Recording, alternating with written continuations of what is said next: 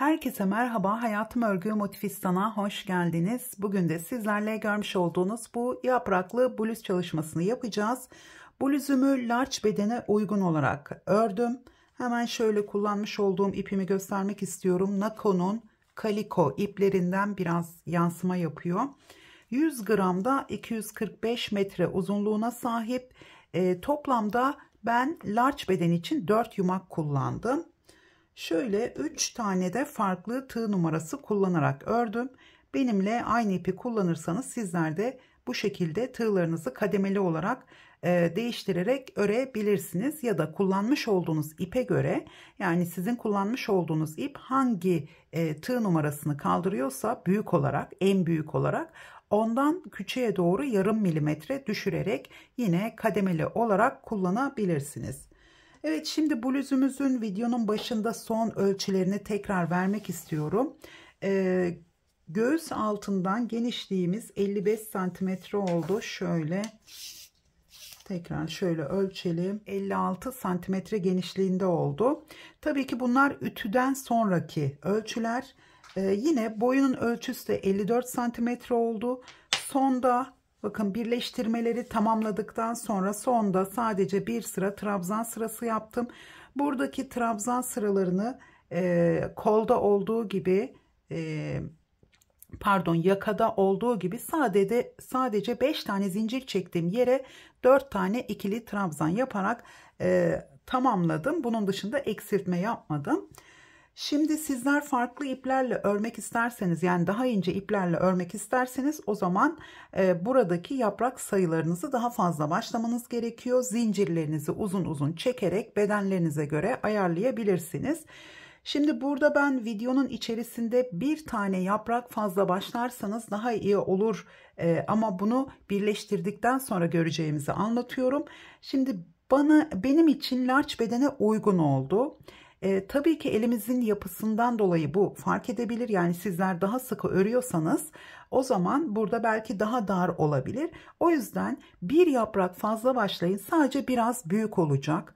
Eliniz çok sıkı değilse bile bir yaprak fazla başlarsanız artı 15 zincir ekleyeceksiniz. O zaman daha iyi olacak. Ve koldaki genişliği de aynı şekilde benimle birlikte yapabilirsiniz. Tabii ki large beden için ve aynı ipi kullanırsanız bu şekilde ölçüleri veriyorum. Şimdi şöyle kolumuzun ölçüsünü de vereceğim. 2 parmak omuzdan, şurada 2 parmak omuzdan aşağıya düşüyor. Hemen şuradan başlangıcından uzunluğumuz 52 santimetre oldu ütüden sonra. Omuz genişliğimizde toplamda 16, şöyle 16 buçuk, 17'ye yakın olmuş. Yakamızın genişliği şöyle 27 santimetre. Evet, uzunluğumuz da 54 santimetre oldu.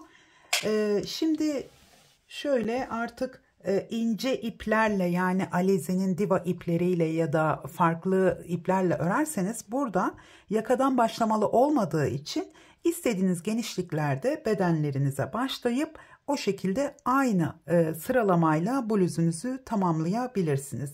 Evet, hazırsanız ve hemen aşağıdaki abone ol butonuna bastıysanız hemen yapımına başlayalım. Bluzumuzun örnek yapımına başlamadan önce kısa bir ön anlatım yapmak istiyorum. Şimdi ben burada 2 tane bedenimizi bu şekilde tamamladım. Bir tane kolumuzu da tamamladım. Şimdi diğer kolu sizlerle birlikte hem kol çalışmasına başlamış olacağız hem de örnek çalışmasını yapacağız. Şimdi burada ölçülerden bahsetmek istiyorum. Sizler buraya kadar videonun başında son ölçüleri görmüş olacaksınız. Ve bluzu tamamlayıp denedikten sonraki son ölçüyü söylemiş olacağım. Baştaki bilgilerle buradaki bilgileri karşılaştırarak ilerleyebilirsiniz. Ya da benim bluz çalışmalarında ölçüyü nasıl ayarladığımı buradan itibaren adım adım takip edebilirsiniz ve farklı projeleriniz için de sizlere örnek olmuş olur. Şimdi ben burada large beden için başladım. Herkesin large bedeni aynı şekilde olmayabilir. Çünkü bazen göğüs bölümü daha küçük olabiliyor, large beden olabiliyor. Ya da boy daha uzun olduğu zaman enden çekebiliyor. O yüzden burada large beden için diyorum ama sizler yine ölçerek ilerleyeceksiniz. Şimdi benim parçalarımın genişliği 55 santimetre oldu. Ütüden sonraki ölçüsü bu şekilde oldu. İplerimiz koton olduğu için buhar ütüsü yapmadım. Normal buharlı ütü yaptım. Rahatlıkla yapabilirsiniz. İpler zarar görmüyor. Şimdi burada 55 santimetre genişliğinde oldu. 2 tane tığ numarası kullandım. Başlangıçta şöyle 3 tane yaprağımız bitene kadar 4,5 milimetre ile başladım. Daha sonra 4 milimetre ile devam ettim. Bu kısımların biraz daha üzerimize giydiğimiz zaman dümdüz inmemesi için biraz aşağıya doğru, çok belli olmuyor, şöyle kenarlardan baktığımız zaman çok fazla belli olmuyor. Yarım santimetre belli oluyor. Şimdi bunun sebebi biraz üzerimize giydiğimiz zaman bu bölümün esnek olması. Yani bu üzerimizdeki dökümlülük payının nasıl görüneceğiyle ilgili, yani daha yumuşak olması, dümdüz olmaması. Böyle yaptığımız zaman daha rahat oluyor. Şimdi bu şekilde yaptım. Boyunu da ne kadar yapmışım? Hemen onun şöyle ölçüsünü vereyim. Boyu da 51 santimetre olmuş. Çok uzun değil. 51 santimetre de yeterli. Çok kısa da değil. Şimdi burada bedenleri tamamladım.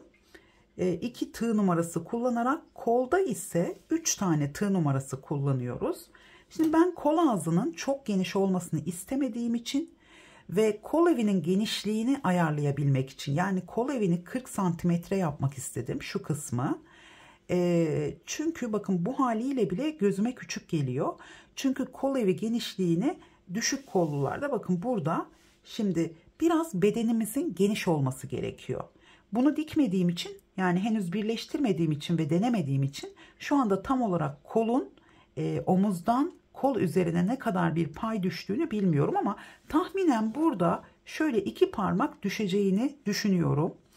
Şimdi burada kol evinden biraz aşağıya düştüğü zaman, o zaman burada kolumuzu çok fazla geniş yapmamıza gerek yok.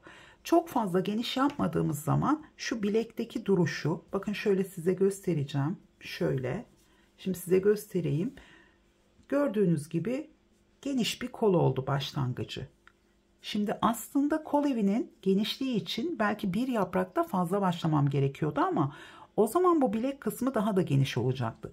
Şimdi bu şekilde benim için yeterli oldu. 3 milimetre tığ kullanarak başladım. Çok geniş olmaması için. Daha sonra 3,5 milimetre tığ kullanarak başladım. Daha sonra burada 4 milimetre ile değiştirdim işaretleyicimden sonra. Daha sonra buradaki işaretleyicimde de 4,5 milimetre ile tamamladım. Size onların yerini daha sonra söyleyeceğim. 4,5 milimetre ile tamamladım ve bu kısmın genişliği şöyle esneme payıyla 41 santimetre oldu. Normal ölçtüğümüz zaman da yine ütüledikten sonra 39 santimetre oldu. Tabii ki bu verdiğim santimetre hesapları benim kullanmış olduğum ip ve tığ numarasıyla orantılı bir şekilde ilerliyor. Şimdi sizler buradan yola çıkarak kendi iplerinize göre ölçerek ilerlemeniz gerekiyor, ya da hangi numara tığ kullandıysanız. Yani diyeceksiniz ki burada 4 milimetre kullanmış, bu santimetrede olmuş. Demek ki ben 3 milimetre kullanıyorsam burada bir yaprak fazla yapmam gerekiyor. Yani bu bedenler için de geçerli bir ölçü. Ya da daha kalın bir ip kullanıyorsanız ben bir yaprak eksik yapayım. Ölçerek ilerlemeniz gerekiyor. Belki elinizin yapısından dolayı küçük tığ kullansanız bile ölçtüğünüz zaman benim verdiğim ölçülere 1 santim küçük olur, 1 santim büyük olur. Bunlar önemli değil. Aynı sırayla ya da aynı sayılarla ilerleyebilirsiniz. Evet, şimdi bedenlerde 1, 2, 3, 4, 5, 6 tane yaprağımız var. Kollarda 4 tane yaprak üzerine başladım. Dediğim gibi bedenlerimizi biraz geniş yapabilirsiniz. Burada benim bedenimin toplam genişliği 110 santimetre oldu. Yani bu 115 santimetre olsaydı daha iyi olurdu. Bunun için parçaları birleştirdikten sonra size videonun başında söyleyeceğim. Yani bu kolun düşme payını söyleyeceğim. O zaman sizler burada belki de bir yaprak fazla başlayabilirsiniz. O daha iyi olacak large beden için. Evet, buna göre farklı bedenlerde örmek istediğiniz zaman aynı iple Dilerseniz 3 milimetre ile aynı iple örebilirsiniz. O zaman biraz daha küçük olacak. Bakın şurada kolda, kolu bitirdiğim yerde 39-40 santimetre, şöyle başlangıcını 1 numara küçük tığ ile ördüm. Başlangıcımızda 33 santimetre. Bu şekilde ütüden sonra tabii ki. Yani bitirdiğimiz yer 40-41 santimetre. Burası da 33 santimetre. Neredeyse 10 santimetreye yakın. Yani tığı farklı kullandığımız zaman 10 santimetreye yakın farkı olmuş. Dolayısıyla eğer aynı ipi kullanırsanız ya da metre uzunluğu aynı koton ipler kullanırsanız o zaman sizler de aynı yaprak sayısı ya da zincir sayısıyla başlayabilirsiniz. Evet, hemen örneğimizin yapımına başlayalım. Şöyle hemen ben de şu kolumuzu şuraya koyacağım. Örneğimizi takip edeceğim.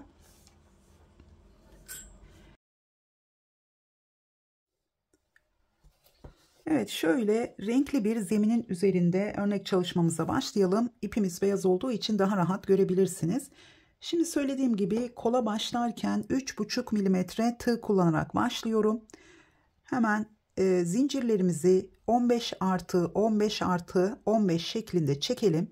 Toplamda 4 tane yaprak yapacağız ama fazla olması için 5 tane 15'erli zincir grubu yapmamız gerekiyor. Sizler hatta 20 olarak da yapabilirsiniz son grubu. Şöyle 2, 4, 5, 6, 7, 8, 9, 10, 11, 12, 13, 14, 15.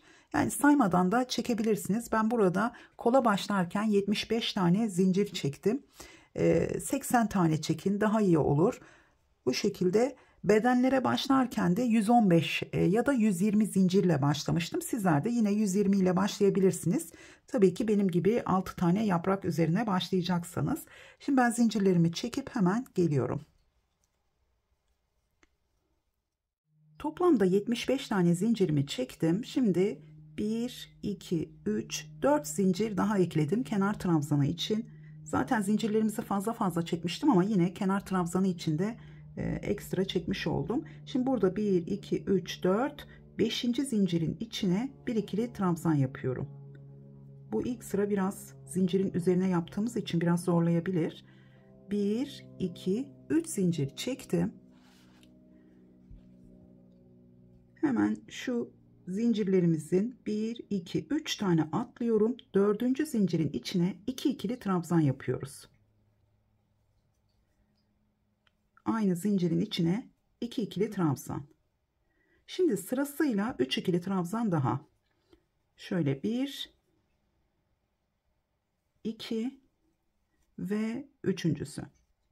Burada toplamda 5 tane trabzanımız oldu. İlkinin içinde 2 tane ikili trabzanımız var. Tekrar 1, 2, 3 zincir. Arada yine 1, 2, 3 tane atlıyorum. Dördüncünün içine bir ikili trabzan.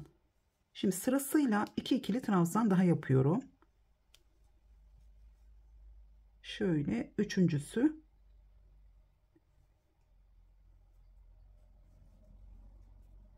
Şimdi son zincirin içine 2 ikili trabzan. Yine toplamda 5 tane ikili trabzanımız oldu. Şöyle gösterecek olursam buradaki beşli trabzan grubunun başında 2 tane aynı zincirin içinde trabzanımız var. Burada da sonunda 2 tane ikili trabzanımız var. Şimdi bu 2 tane beşerli grubumuz bir tane yaprağımız olmuş oluyor. O yüzden burada daha büyük bedenlere ya da daha küçük bedenlere farklı iplerle başlarsanız bu 2 tane grubumuzu bir tane olarak sayalım ve çift olması gerekiyor. Şimdi bu sırayı bitirdiğimiz zaman bunu daha güzel anlayacağız. Şimdi 1, 2, 3 zincir çektim. Bu defa 1, 2, 3, 4, 5 tane zincir atlıyorum. 6.'nın içine 2 ikili trabzan. Her iki beşli trabzan grubunu yaptıktan sonra zeminde 5 tane zincir atlayarak devam ediyoruz. Şöyle aynı yere 2 ikili trabzan yaptım. Tekrar sırasıyla 3 ikili trabzan. Yine 5'e tamamlıyorum.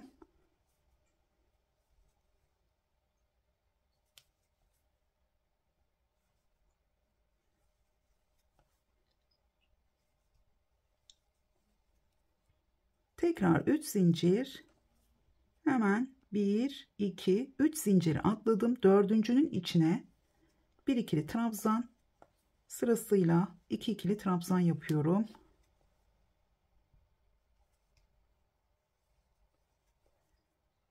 Şimdi dördüncü zincirin içine 2 ikili trabzan. Yine 5'e tamamlamış olduk.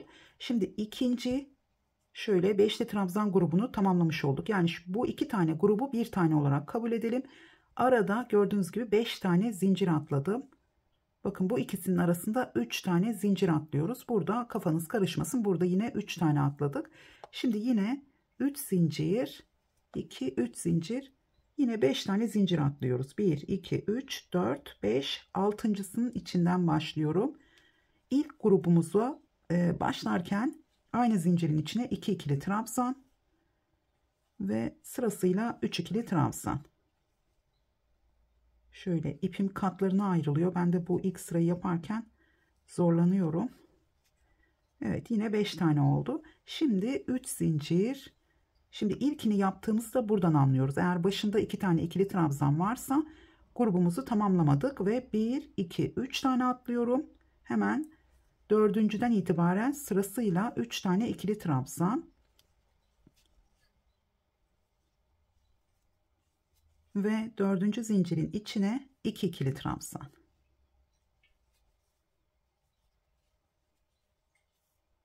Evet, bu şekilde gördüğünüz gibi şimdi 3 tane yaprağımız oldu aslında. 2, 4, 6 tane. Çift olması gerekiyor. Yani şu sayılarımızın 2, 4, 6 olması gerekiyor. Burada şimdi 3 tane yaprağımız var. Yine 1, 2, 3 zincir çektim.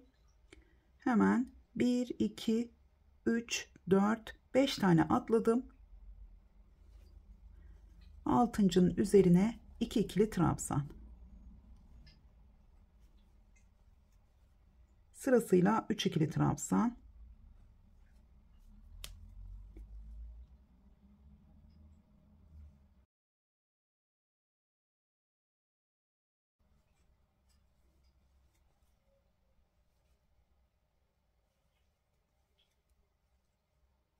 Tekrar 3 zincir. Hemen şimdi 2 tane beşli grubumuzun arasında 1, 2, 3 tane atlıyorum. Dördüncüden itibaren 3 ikili trabzan. Sırasıyla 2 ve 3.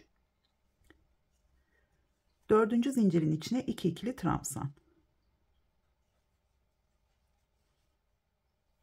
Evet, artık ikinci sırayla daha kolay ilerleyeceğiz. Gerçekten zincirin üzerine oldukça zorlanarak yaptım. Şimdi burada sırayı bitirirken 1, 2, 3 zincir çektim. Başlangıçta olduğu gibi 1, şöyle 1, 2, 3 zincir atlıyorum. Dördüncüsünün içine bir ikili trabzan. Şöyle bir tane fazla atladım. 1, 2, 3, 4. Doğru atlamışım. Şöyle bir ikili trabzan, sıradakinin içine de bir ikili trabzan yapıyorum. Bu kenardaki 2 tane trabzanlarımız hep aynı şekilde ilerleyecek.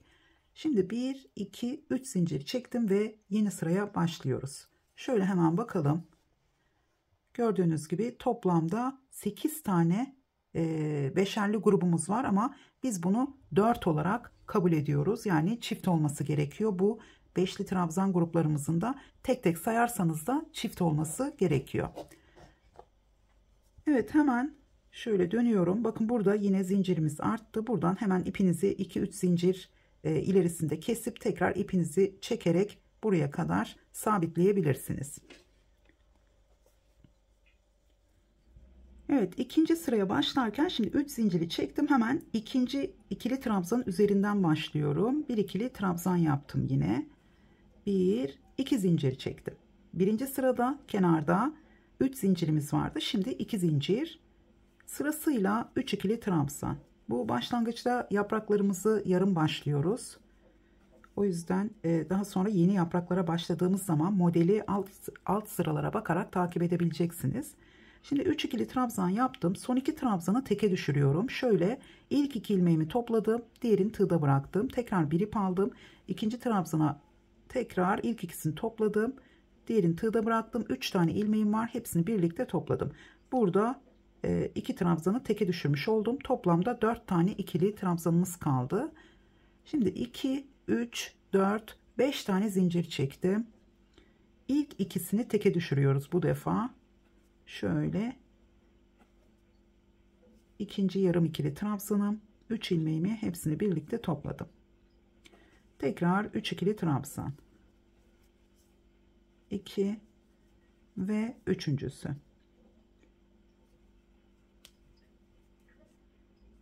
İki zincir. Şimdi burada 3 tane zincirimiz var. Burası 2 tane yaprağımızın arasının olduğu yer. O yüzden burayı karıştırmayalım. Burada şimdi 3 zincirin üzerine 2 zincir. Tekrar sırayla başta yapmış olduğumuz gibi önce 3 ikili trabzan, son 2 trabzanı teke düşürüyorum.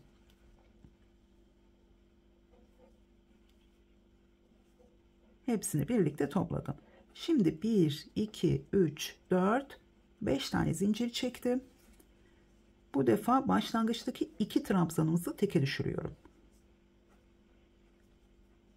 Hemen burada kesme yapıyorum. Sonda ve başta bu şekilde gördüğünüz gibi. Tekrar 3 ikili trabzan.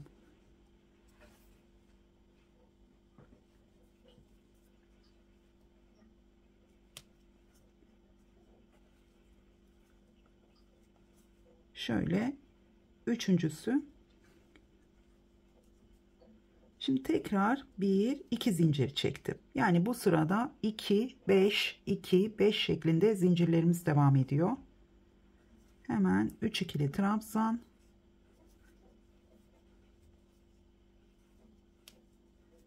Son 2 trabzanı teke düşürüyorum. İlk grubumuzun sonunda bir eksiltme yaptım. Arada 1, 2, 3, 4, 5 tane zincirimiz var. Şimdi ikinci beşli grubumuzun başındaki 2 trabzanı teke düşürüyorum.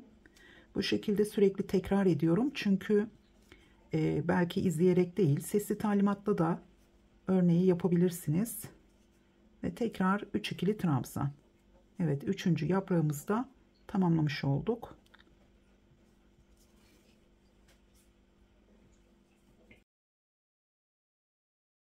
Şimdi tekrar 2 zincir.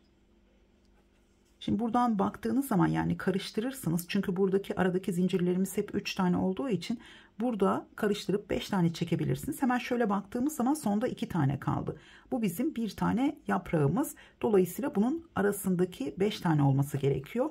Burada da 2 yaprağımızın arası var. O yüzden burada 2 tane zincirimiz var. Dediğim gibi birkaç yaprak sırasını tamamladıktan sonra ya da bir parçayı tamamladıktan sonra daha rahat ezberleyebilirsiniz. Bu model diğer bu tarz benzeyen modellere göre biraz daha kolay aslında. Evet, yine son 2'yi topladım. 1, 2, 3, 4, 5 tane zincir çektim. Hemen yine baştaki 2 trabzanı teke düşürüyorum.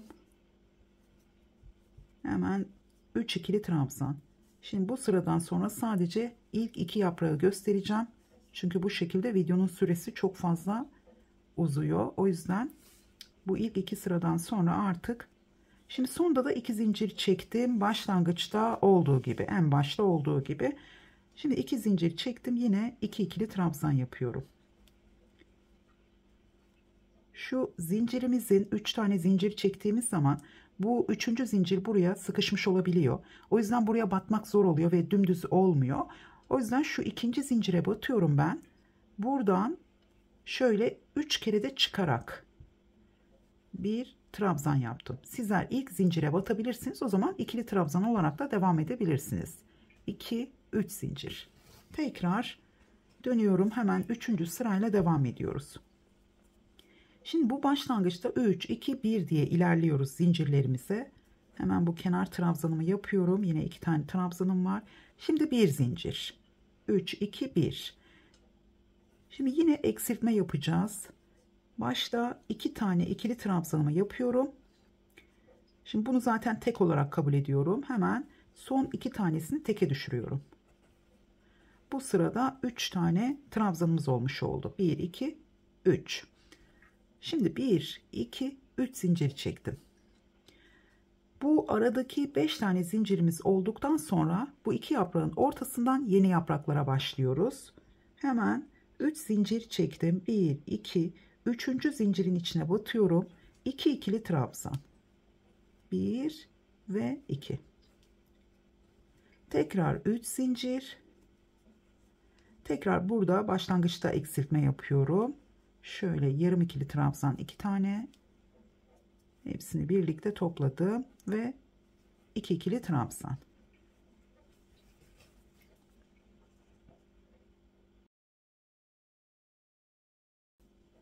Evet, 2 zincir çekmiştik. Bu sırada bir zincir çekiyorum. Başta olduğu gibi. Tekrar 2 ikili trabzan. Şöyle ipim takıldı.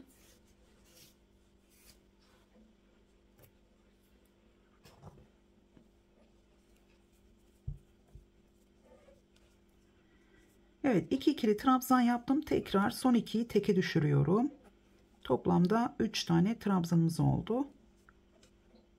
Şimdi 1 2 3 zincir.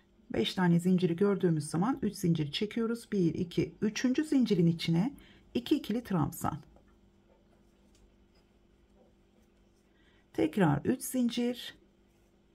Yine başlangıçta hemen eksiltme yapıyorum. Artık bundan sonra sürekli yarım ikili trabzan demeyeceğim. Yani burada kesme ya da eksiltme yapalım. Tekrar 2 ikili trabzan. Şimdi 2 zinciri gördüğümüz gibi baştaki gibi en başta başlarken tekrar 1'e düşürdüm. Ve burada devam ediyorum. 2 ikili trabzan. Şöyle bazen kontrol edin yapraklarımızı. Bunları çift olarak kabul edelim. Tekrar burada son 2 trabzanı bu şekilde teke düşürdüm. Evet, sıranın sonunda tekrar görüşüyoruz. Şöyle hemen bakalım.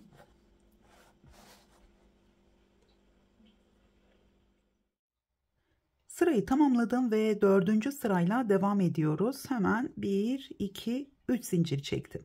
Bu arada sonda yine burada bir zincirimiz var. Tekrar 2 ikili trabzan yaptım. Bir ip aldım. Hemen kenar trabzanını yapıyorum. Şimdi 4. sırada burada artık zincir çekmiyorum. Sıradan devam ediyorum. 1 ikili trabzan. Tekrar bu son 2'yi şöyle ikisini birlikte örerek teke düşürüyorum. Hepsini birlikte topladım. Burada artık 2 tane ikili trabzanımız var. 1 2 3 zincir. Şimdi burada 2 tane ikili trabzanımız var. İlkinin üzerine 3 ikili trabzan. 2 ve 3. Bir zincir. Tekrar ikincisinin üzerine 3 ikili trabzan.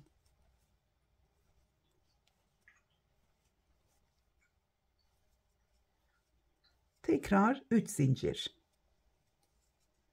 Şimdi burada yine başlangıçta teke düşüreceğim trabzanımı. Hemen şöyle yarım ikili trabzan, ikincisinin üzerine tekrar bir ikili trabzan daha yaptım. Hemen sırada bir tane trabzanımız kaldı. Bir ikili trabzan. Şimdi burada da bir zincirimiz var. Zincir çekmeden sıradan devam ediyorum. Önce bir ikili trabzan. Şimdi artık teke düşürüyorum. Son 2 ikili trabzanımızı. Tekrar 3 zincir. Hemen ilk trabzanın üzerine 3 ikili trabzan. Ve üçüncüsü.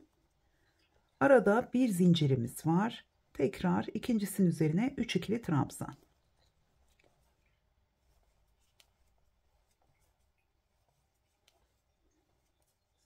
Tekrar 3 zincir.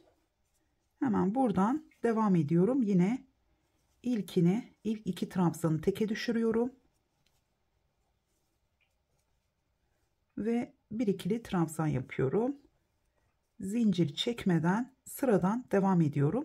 Zaten buradaki trabzanlarımızı yani teke düşürdüklerimizi gördüğümüz zaman yine burada son 2'yi teke düşürüyoruz. Yani burada çünkü birinde buradan ilerlerken sonda teke düşürüyorum.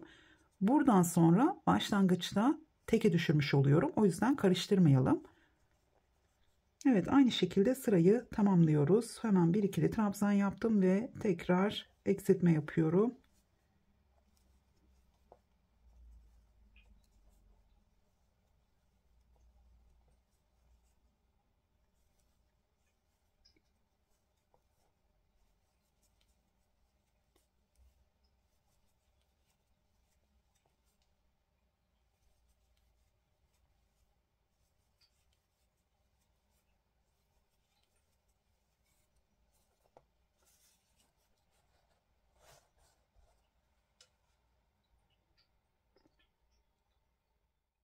Sıranın sonuna geldim. Sonda gördüğünüz gibi yine burada bir eksiltme yaptım ve bir tane trabzanımız var. Hemen şöyle bir ikili trabzan. Burada zincir çekmeden iki tane kenar trabzanımızı yapıyorum. Şöyle ikincisi, yine burada benim zincirim küçüldüğü için ikinci zincire battım ve üçlü trabzan yapıyorum. 1 2 3 zincir çektim ve 5. sırayla devam ediyoruz.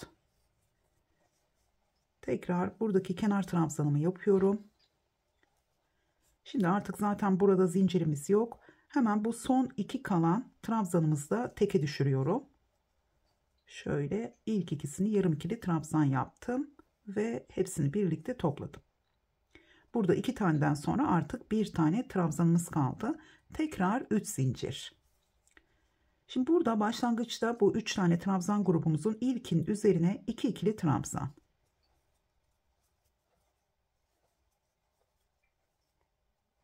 Şimdi 2 tane tek trabzan yapıyoruz. Şimdi bir zincirimiz vardı. Bu defa 2 zincir çektim. Tekrar 2 tane tek trabzan ve sonuncusunun üzerine 2 ikili trabzan.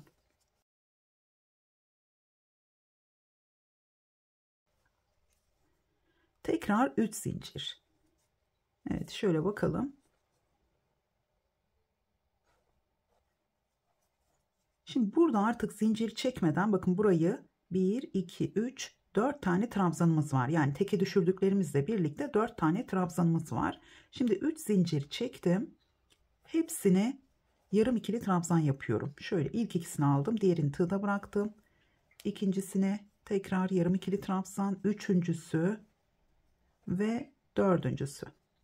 Burada hepsini birlikte teke düşürüyoruz. Tekrar 3 zincir. Artık burada gördüğünüz gibi yarım bir şekilde yaprağımızı tamamlamış olduk. 3 zincir çektim. Burada da yeni başladığımız yaprağa devam ediyoruz. Şimdi ilk trabzanın üzerine 2 ikili trabzan. Tekrar 2 tane tek ikili trabzan. Arada 2 zincirimiz var.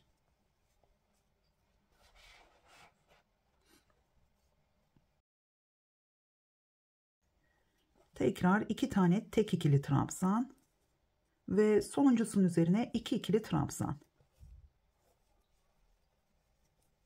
Şimdi yine 3 zincir. Tekrar burada 4 tane ikili trabzanımızı teke düşürüyoruz. İkincisi, hep ilk ikiyi alıyorum, diğerini tığda bırakıyorum ve dördüncüsü. Şimdi hepsini birlikte topladım. Tekrar 3 zincir. Bu şekilde sırayı tamamlıyoruz.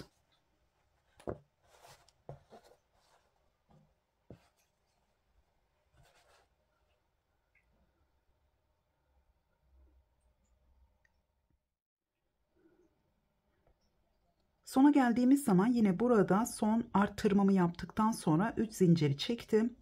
Şimdi burada son 2 trabzanı yine teke düşürüyorum. Tekrar 2 tane kenar trabzanı. Şöyle birincisi ve 2.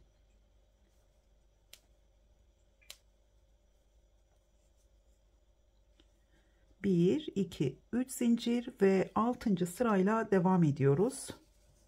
Şimdi 6. sıraya başladığımız zaman 1 2 3 4 5 5 tane sırayı yaptığımız zaman gördüğünüz gibi yaprağımız tamamlanıyor ama aynı zamanda burada yeni yaprağımızın da ilk 3 sırasını bitirmiş oluyoruz.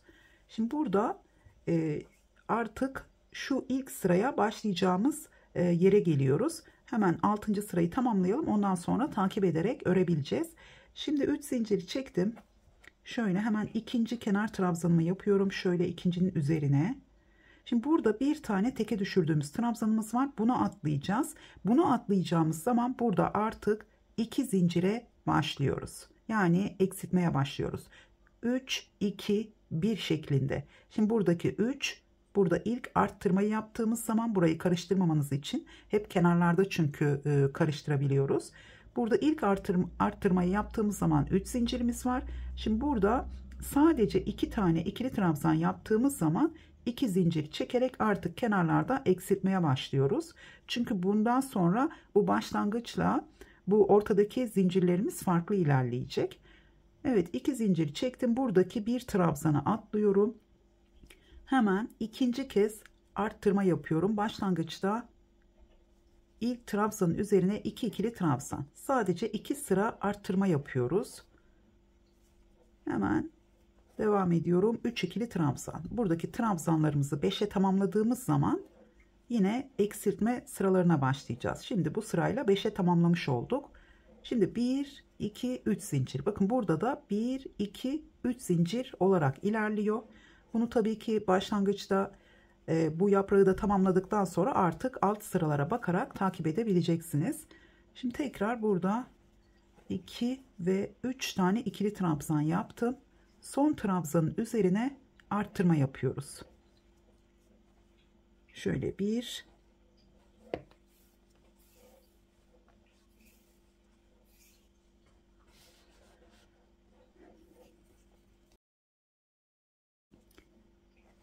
ve ikinci ikili trabzanımı yaptım. Burayı da 5'e tamamlamış olduk. Gördüğünüz gibi başlangıçta 2 tane beşerli grubumuz oluyor yapraklarımız için. Yani şurada başlarken 2 tane beşli grubumuz vardı. Yine aynı şekilde ilk sıraya başlamış olduk. Biz şu anda ilk sırayı yeniden kuruyoruz. Burada sadece 2 zincirle başlıyoruz. Burayı şaşırmayalım. Evet, tekrar 1, 2, 3 zincir. Bu sırada başlangıçlar hariç hep 3 zincir çekiyoruz aralarda. Şimdi burayı atlıyorum. Hemen buraya gelip yaprağımızın ilk trabzanın üzerine bir tane arttırma yapıyorum. 2 ikili trabzan yaptım. Tekrar 3 ikili trabzan. Şimdi 3,5 milimetre tığ ile başladığım için göstermeyi unuttum. Bu trabzanların üzerinde çok böyle boşluklarımız olduğu zaman, yani sizler de 4 veya 4,5 milimetre ile örerseniz, hemen onu da göstereceğim. Şöyle 3 zincir çektim. Bakın şurada şu boşluğa değil de şu alttan bir tane ilmek, bakın böyle alttan alarak, özellikle arttırma yaptığımız trabzanları bu şekilde alarak daha küçük boşluklarınız olabilir. Yani aynı şekilde de yapabilirsiniz. Çünkü örerken büyük görünüyor ama tamamladıktan sonra boşluklar kapanıyor. Evet, yine sonda 2 tane ikili trabzan yaptım. Yine burayı 5'e tamamlamış oldum. Tekrar 3 zincir ve buraya atlıyorum. Hemen buraya geliyorum. Bu sırada sadece yapraklara arttırma yapıyoruz. İlkinin üzerine 2 ikili trabzan yaparak aynı şekilde sırayı tamamlıyoruz.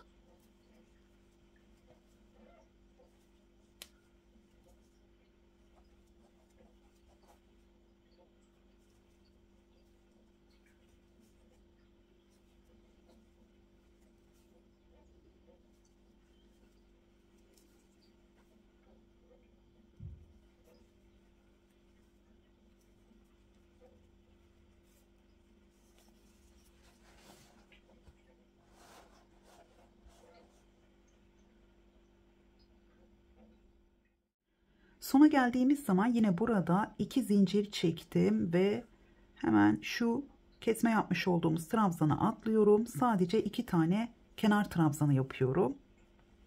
Burada 2 zincirimiz var.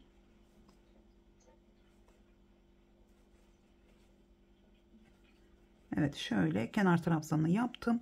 Tekrar 3 zincir çekiyorum ve yeni sırayla devam ediyoruz.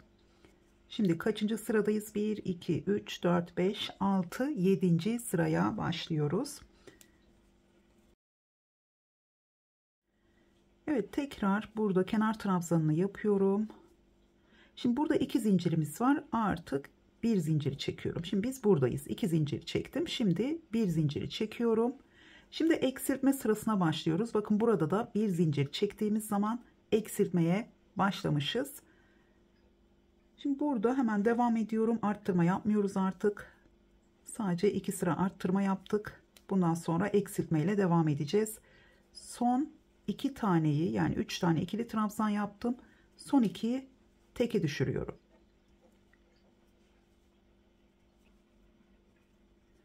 Evet, şimdi burada yaprağımızın arasında da 1 2 3 zincir olduğu zaman artık burada 1 2 3 4 5 tane zincir çekiyoruz. Hemen burada başlangıçta teke düşürüyorum yine ilk ikisini. Tekrar 3 ikili trabzan. Şimdi yeni sırada yine burada 5 tane zincir çektiğimiz için yine yeni yapraklara başlayacağız. Tekrar burada gördüğünüz gibi 4 tane trabzanım oldu. 1 2 3 4 5. Yeni sırada artık 4 tane trabzanımız var. Şimdi burada 3 zincir çektik. Burası şu anda bizim şu aradaki 3 zincirimiz. Artık burada da eksiltme yapacağız. 1 2 zincir. Burada şaşırmayalım çünkü burada da başlangıçta 2 zincirle başladık. Bir alt sırada sadece şu başlangıçta bir alt sırada 2 zincirimiz vardı, pardon. Şimdi bir zincirle başladık. Burayı karıştırmayalım. Buradan farklı ilerliyor. Şimdi ilk başladığımız sıralarda burada 2 zincir çektiğimiz zaman burada da 2 zincirimiz vardı. O yüzden bundan sonra biz şu anda yeni yaprağa başlayacağız. Buradaki yaprağımızı tamamlarken yeni yapraklara başlayacağız. Dolayısıyla burada bir zincirimiz var.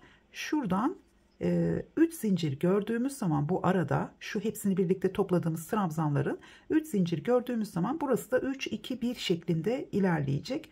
Şimdi 2 zincir çektim. Hemen buradan devam ediyorum. 3 ikili trabzan.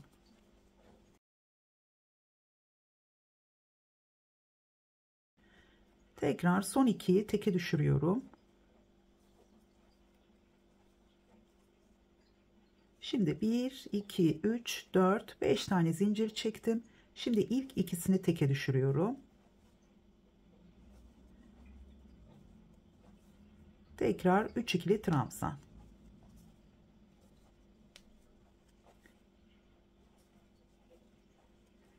Şimdi 3 zincir gördüm. Hemen 2'ye düşürüyorum. Tekrar buradan devam ediyorum. 3 ikili trabzan, bir tane de tek trabzan yapacağız, yani eksiltme yaparak. Aynı şekilde yine sırayı tamamlıyoruz.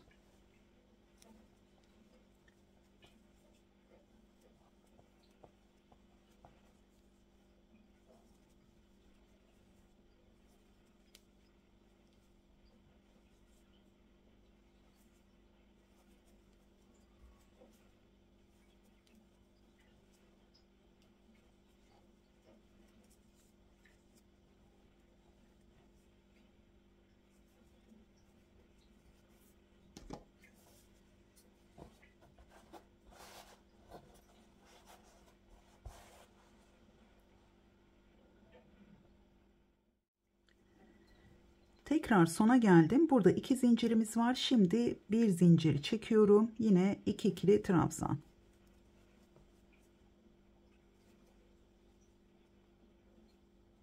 Şimdi burada 3 kere de çıkarak yaptığımız zaman şu arada sıkışmış bir tane zincirimiz oluyor. O zaman biraz da böyle düzgün ilerliyor burası ikinci zincire batınca. Ama ikinci zincire batarsanız trabzanızı 3 kere de çıkarak yapın. Tekrar 3 zincir çektim ve 8. sırayla devam ediyoruz. 2 3 4 5 6 7 8. Ben de şaşırıyorum, unutuyorum. Evet, şimdi 3 zincir çektim, yine bir ikili trabzan. Şimdi bir zincir çektiğimiz için zincir çekmeden devam ediyoruz bu sırada. Tekrar 2 ikili trabzan. Şimdi son 2 trabzanı yine teke düşürüyorum.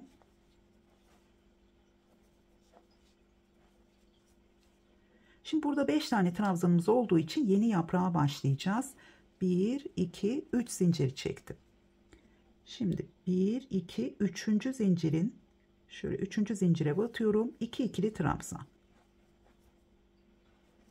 Artık bu sıradan sonra sizler rahatlıkla devam edebileceksiniz. Tekrar 3 zincir çektim. Hemen burada ilk 2 trabzanı teke düşürüyorum. Tekrar 2 ikili trabzan.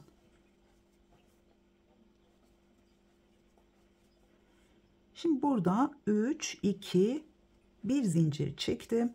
Bakın başlangıçta hiç zincir çekmedim. O yüzden burayı şaşırmayalım. Burada hep kontrol edeceğiz. Şu hepsini topladığımız trabzanı gördüğümüz zaman 3 zincir, 2 zincir, 1 zincir. Tekrar burada 2 ikili trabzan, son 2'yi, yani gördüğümüz gibi ilerliyoruz bundan sonra. Buraya kadar birlikte ördük. Şimdi tekrar 3 zincir ve 1 2 3. zincirin içine 5 tane zincirimizi gördüğümüz zaman hemen 2 ikili trabzan. Tekrar 3 zincir. Bu defa ilk 2 trabzanı teke düşürüyorum. Burada bir tane kesme yaptım yine.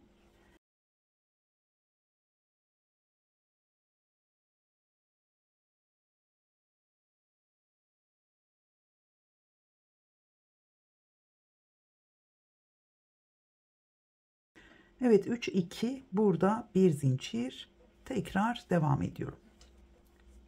Yine 2 ikili trabzan ve son 2'yi kesiyorum.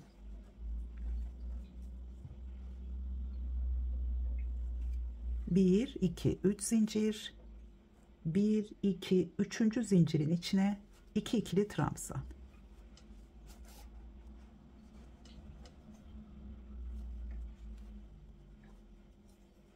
Tekrar 3 zincir. Yine başlangıçta kesme yapıyorum. Ve 2 ikili trabzan.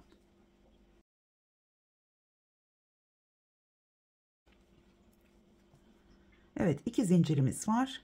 1'e düşürdüm ve devam ediyorum. Bu sırayı sona kadar birlikte tamamlayalım. Yine son 2'yi teke düşürüyorum. Tekrar 1 2 3 zincir ve 3. zincirin içine 2 ikili trabzan.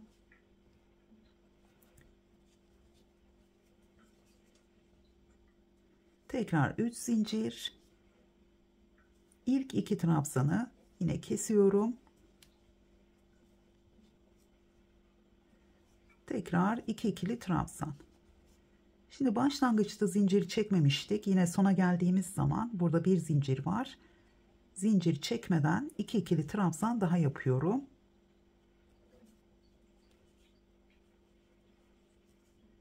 Bir 2 3 zincir. Evet, şimdi şöyle hemen bakalım. Bundan sonra artık sizler alt sıralara bakarak devam edeceksiniz. Şimdi burada gördüğünüz gibi biz şu anda buradayız. Artık buradan takip edeceksiniz. Yani şu alt sıralara değil de burada, çünkü yarım başladık.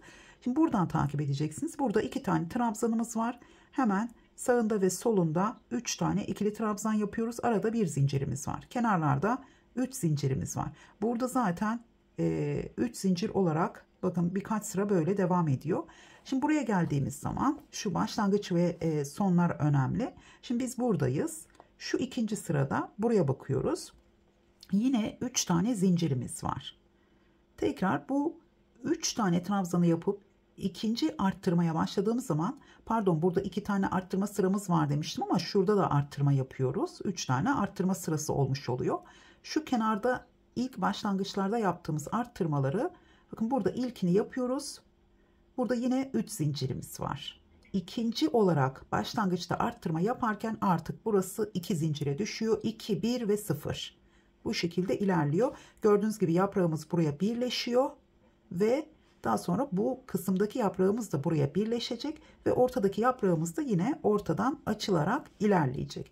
Burada yine bu kenardan takip edebilirsiniz. Şimdi alt sıraya bakıp hem bu kenarı hem de buradaki zincirlerimizi yine takip edebilirsiniz. Evet, şimdi ben bu şekilde 3,5 milimetre tığ kullanarak 13 sıra ördüm. Şimdi sizler ön anlatımda anlattığım gibi biraz daha büyük yaparsanız, yani şöyle düşünelim. Şimdi şu zeminde bedenimizin genişliği olsun. Anlatmak istediğim şu. Bedenimizin genişliği olsun ve bu şekilde tam bedeninizin genişliğinde yaparsanız kol evinizi daha geniş yapmanız gerekiyor burada. Kol yüksekliğinizin fazla olması gerekiyor. Buradaki kol yüksekliğini fazla yaptığınız zaman, o zaman dümdüz bir şekilde indiğimiz zaman bu kolumuzun bilekteki genişliği çok fazla oluyor. Şimdi ben tamamlamadığım için yine burada 3,5 milimetre ile başladım ve burası şu anda 31 santimetre. Ütülediğim zaman 33 santimetre oldu. Şimdi burada bir tane yaprak fazla olsaydı bu modelde, bunu ön beden olarak kabul edersek, bir yaprağımız fazla olsaydı iki kenardan da, bakın şu kısmı yarısını düşünelim. İki kenardan biraz böyle taştığı zaman, bedenimizden, omuz genişliğinden taştığı zaman, o zaman kol genişliğimiz biraz aşağıya düşmüş oluyor ve o zaman çok fazla geniş yapmanıza gerek kalmıyor ve kendi bedeninize göre tabii ki ayarlayacaksınız. Burada ben 20 santimetre yaptım ama 20-20-40 santimetre yaptım kol evini. Çünkü bunu daha tamamlamadığım için. Ama sizler bu adım adım anlatıma göre sizler bunları göze alarak, yani bunları da hesaba katarak daha küçük başlayabilirsiniz. Bedeni büyük başladıysanız umarım anlaşılmıştır. O zaman large beden için 40 santimetre değil de 35 santimetre. Çünkü kolunuzun şurada benim şöyle minik mankenim var. Şurada bakın, şöyle göstereceğim size. Şimdi kol evini buradan yaparsanız 20 santimetre large beden için yeterli. Ben şu anda ne kadar düşeceğini bilmediğim için 20 santimetre yapmaya çalıştım.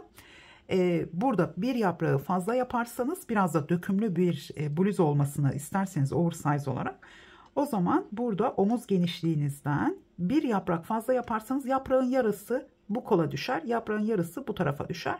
Şuradaki kol eviyle şuranın yüksekliği aynı değil. Biraz burada düştüğü zaman kolunuzun, yani omuzdan aşağıya düşürdüğünüz zaman, şurada o zaman 20 santimetre değil de 35 santimetre olacak şekilde yapabilirsiniz. Yine burayı 35 santimetre yapsanız bile, eğer geniş bir kol istemiyorsanız bilekte, yine 3,5'la başlayıp 4 ile tamamlayabilirsiniz. Ya da 3,5, 4, 4,5 olarak da benim yaptığım gibi 3 tane tığ numarası da kullanabilirsiniz.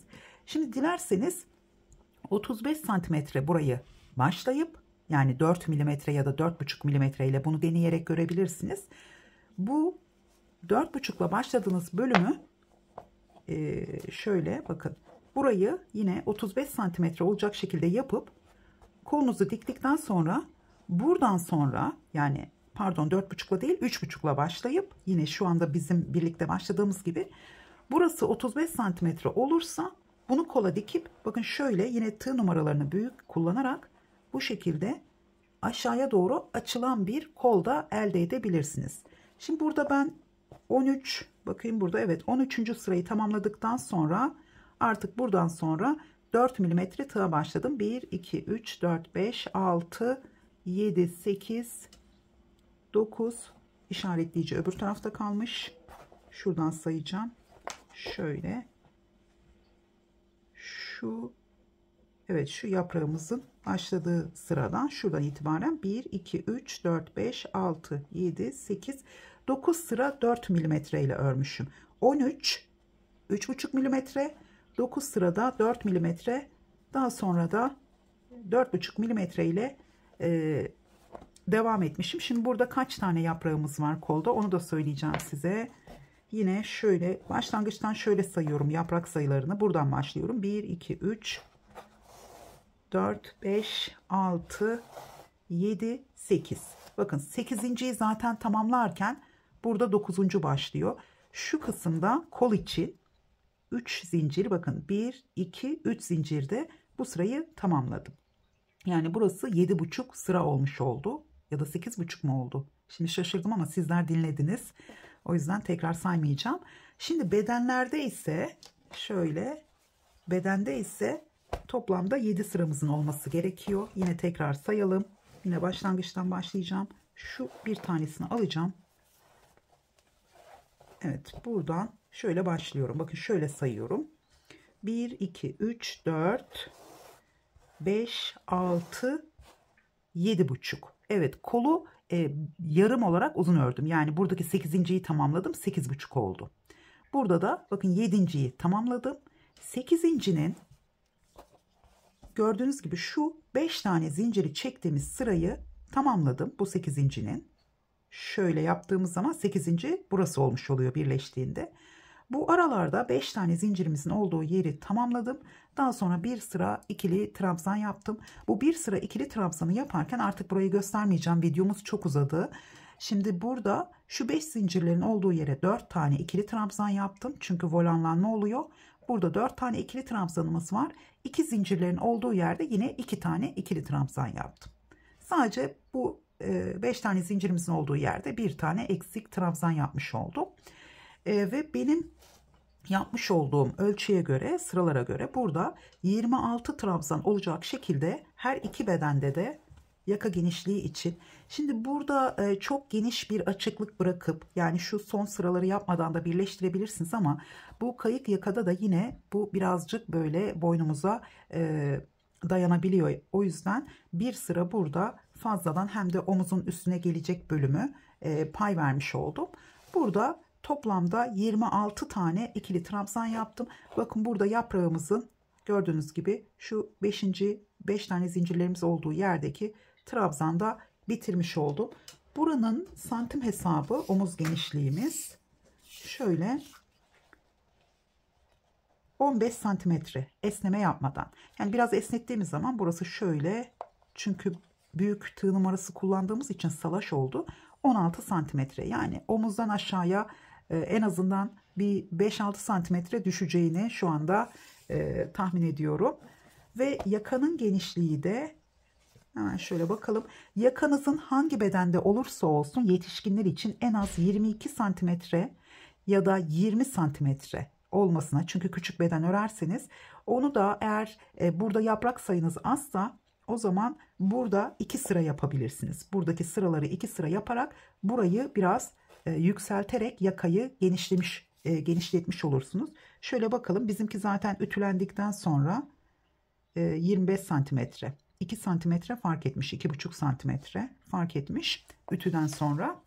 Evet, şimdi burada bedenleri birleştireceğiz artık. Evet, birleştirmeyi yapmadan önce bütün parçalarınızı ütüleyin. Tabii ki sizler de benim gibi koton ipler kullandıysanız ütü yapabilirsiniz. Farklı iplerle ördüyseniz buhar ütüsü yapabilirsiniz. Ütüledikten sonra birleştirirseniz daha kolay olur. Şimdi hemen şöyle 4 milimetre tığ kullanarak birleştirme yapacağım. Çünkü 4,5 milimetre tığ kullanarak ördüm. Hemen şöyle tığıma 3,5 milimetre almışım. Tığıma başlangıç ilmeğini atıyorum. Şimdi parçaları ters yüzü içeride kalacak şekilde koydum. Ön yüzden birleştirme yapacağım. Sizler farklı şekillerde de birleştirmeler yapabilirsiniz. Şimdi burada bu taraftan bana bakan parçadan şöyle ilk burada trabzanımız ya da zincirimiz olabilir. Kaydırma yapmayalım. Buraya batıyorum ve şöyle tığımdaki ilmekten kaydırma yaptım. İlmeğimi çıkardım. Bu tarafta şimdi modelin tersi düzü şöyle. Şimdi modelimizin tersi düzü yok. Çünkü modelimiz bir sıra önde, bir sıra arkada. O şekilde ilerliyor. Sadece şu trabzanlarımızın, bakın bu trabzanlarımızın tersi düzünü ayarlıyorum. Şimdi burada da bakalım. Hemen burada bakın ters olmuş. Bu trabzanlarımıza göre ikisini de şöyle ters yüzleri birbirine bakacak şekilde.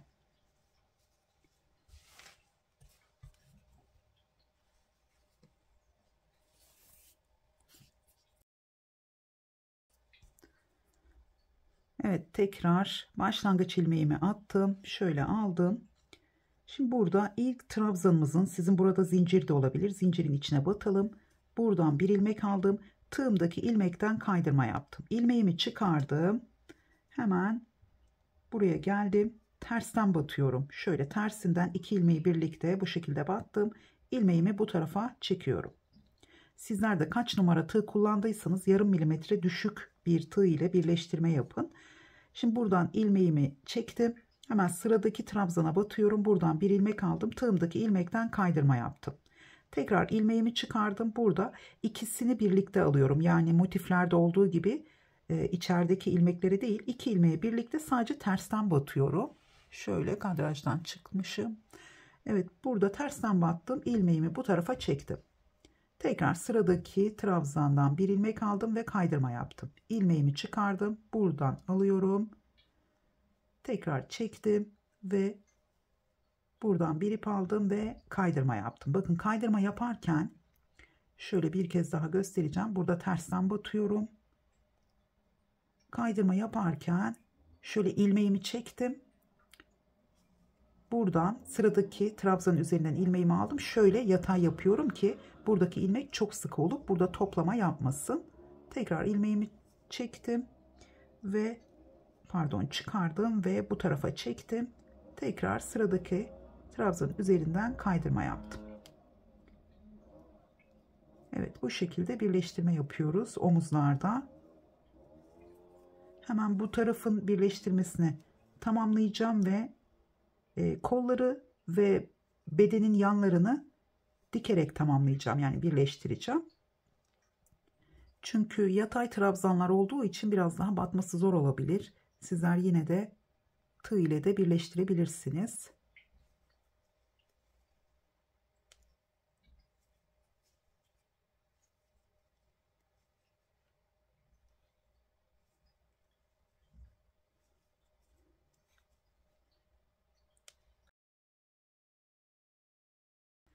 Evet, birleştirmemiz bu şekilde görünüyor. Bakın, çok güzel durdu.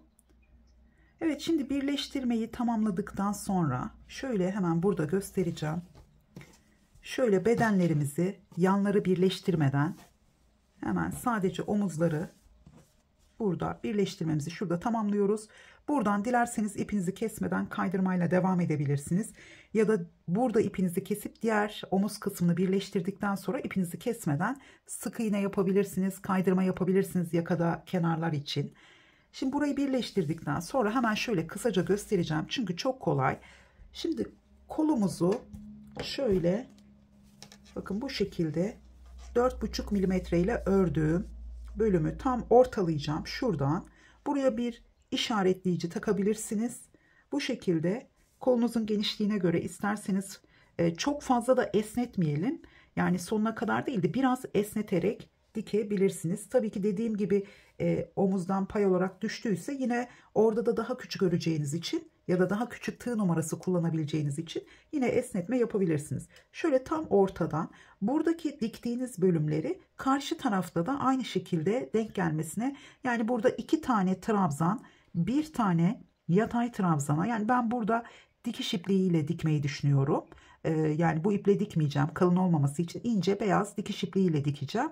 Burada 2 tane trabzanı 1 tane yatay trabzana denk getirebilirsiniz. Ola ki küçük oldu, biraz daha esneterek burada yine aynı şekilde biraz daha esneterek pay verebilirsiniz. Yani kol evini genişletebilmeniz için söylüyorum. Önce kolları bu şekilde ortadan, tam ortadan işaretleyici takın. Sonra burada da yine şu başlangıca şöyle biraz kadrajı büyütelim. Yine başlangıca ve sona burada bedenlere işaretleyiciler takıp hemen bir uçtan başlayıp ortaya kadar gelip daha sonra da yine aynı şekilde devam edebilirsiniz. Bu bölümleri birleştirdikten sonra bu şekilde ortadan katlayıp şöyle, bakın bu şekilde katlayacaksınız. Burada artık isterseniz bedenin, şöyle yapalım hemen, isterseniz bedenin etek ucundan başlayıp şöyle, işte büyük parçalar ördüğümüz zaman da gerçekten biraz kadraja sığdıramıyoruz, zor oluyor göstermesi. Şimdi şöyle bunu buraya birleştirdiğimiz zaman isterseniz buradan başlayıp kol ucuna gelebilirsiniz, isterseniz de kolun ucundan başlayıp bedende dikişinizi tamamlayabilirsiniz. Evet, şimdi artık ben devam etmeyeceğim. Umarım eksik bir şey kalmamıştır. Bana yorumlarda sorabilirsiniz takıldığınız yerleri. Sadece şunu söylemek istiyorum. Anlatmış olduğum şeyleri sorarsanız size cevap vermeyeceğim. O zaman size cevap vermezsem anlayın ki videoda sorduğunuz soruyu cevaplamışımdır. Çünkü ben genel olarak takipçilerimin yorumlarının tamamına cevap vermeye çalışıyorum. yabancılar olsun, yani sizler olun, gerçekten hepinize cevap vermeye çalışıyorum. O yüzden cevap vermediysem ya soru sorarken merhaba demeden direkt soru sormuşsunuzdur ya da videoda anlatmış olduğum şeyi tekrar sormuşsunuzdur. O yüzden size cevap vermemişimdir. Bunu da artık bundan sonra bütün videolarımda sizlere hatırlatacağım. Evet, izlediğiniz için çok teşekkür ediyorum. Umarım beğenmişsinizdir. Beğendiyseniz beğen butonuna basarak bana yeni projelerim için motivasyon verebilirsiniz. Beni çok mutlu edersiniz. Farklı renklerle eğer bu bluz çalışmasını örerseniz Instagram'dan bana gönderirseniz hikayemde paylaşmak isterim. Tekrar görüşünceye kadar hoşça kalın.